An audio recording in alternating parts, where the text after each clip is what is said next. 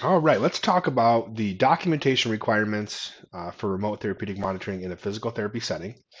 The good news is, from a physical therapy perspective, physical therapist perspective, there is very little documentation that needs to be changed in order to be compliant and provide this as part of your plan of care. So, Medicare says that you must have an active plan of care, right? Signed off by the physician, which is pretty normal. That's what we do. And there needs to be indication of the type, amount, frequency, and duration of RTM services to be provided, as well as the anticipated goals, which then needs to be certified by the physician. So that statement right there, indicating the type, amount, frequency, duration, that's the exact same thing we do for everything in our plan of care, right? If you're going to do ultrasound, or manual therapy, you talk about, what is the justification, how long, the amount, the frequency, the duration, right? The type. So we're doing that anyways. We just have to include this as part of our plan of care, our plan section. So in that plan section, a statement that is in there regarding remote therapeutic monitoring, as well as the CPT codes that you're going to bill. So that might look like, in the plan section, this patient is going to be provided a home exercise program with XYZ software, and they'll be remotely monitored for up to 30 days past their last visit in order to increase compliance of the home exercise program, as well as demonstrate independence of the home exercise program.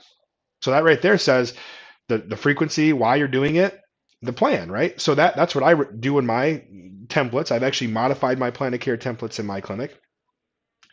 And then in the plan section where you put in the types of the CPT codes, you're actually going to put the 4 RTM CPT codes, and then the rationale or justification, right? It's again, compliance and independence with the HEP program.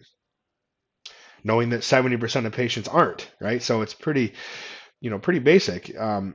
And then I create a goal. So I do my functional goals, and then I have another goal that's in there that I add to every patient. It's part of my templates. And that it's a goal indicating that the patient's going to be compliant and independent with the HEP program 30 days after their last visit. Now, again, I make this part of my template. And so that is really the basics that need to be done there. And so now we also have to recognize that for a daily note, the RTM, the CPT codes and RTM in general is not, Medicare says it's not a visit.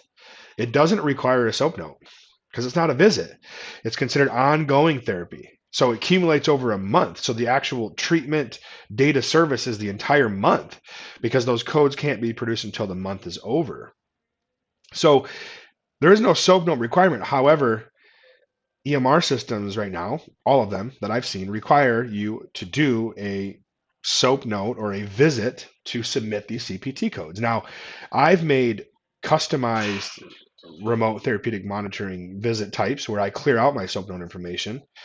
But when you add the CPT codes to that visit, that type of visit, you have to make sure that you're attaching the provider to each code. So recognizing that the first 2 codes, 98975 and 9877, those codes are technology based and don't really matter what provider is involved. But the monitoring codes, the 980, 981, those are actually done by a provider. And it's either a PTA or a PT. If it's a PTA, then we need to make sure that we add that PTA's name so that the Medicare knows to reduce that with a CQ modifier, right? So you have to make sure you're adding that.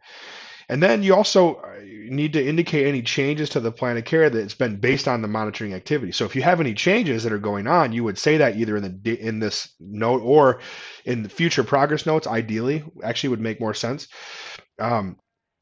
But again, there is no visit. There should be no copay attached to this. It should not affect your visit counts. So when you do create your daily note for RTM, you really want to make a visit type that doesn't affect your number of visits, doesn't have a copay attached to it, and doesn't have the typical subjective, objective assessment and plan because you didn't do that. You're just using this to submit the codes. Now, the discharge is interesting. So Medicare says that the plan of care needs to remain open during all monitoring periods. Well, if you look at the rules of the codes, there's a time parameter for each code, and it's either end of calendar month or every 30 days. So let's say, for example, you had a patient that was with you till the 5th day of the month, and then they graduated from you. Well, but those codes that were produced in the 5 days of the month for monitoring, if any, will not be ready to be billed until the end of that calendar month. So if you go ahead and discharge that patient on the 5th of the month, you can't submit those codes. So that's why we say we're going to keep it open for 30 days past the last visit. We're going to do a final check-in on the phone, make sure the patient's doing well, independent with their home program. If they're not, we're going to get them back in the clinic. But we're keeping that plan of care open. So we've kind of changed our discharge process. We keep the plan of care open. That last visit, instead of a discharge, we're doing a progress note essentially. And we're changing the language. We're taking discharge out, and we're saying, this patient has ended in clinic visits and will continue to monitor for 30 more days to ensure independence and compliance with the home exercise program. Then at the end of that calendar month, I can submit those codes with a daily note that's not really required, but I have to do it. Then I discharge, and I take that final goal, that goal for the remote therapeutic monitoring independence of the home program.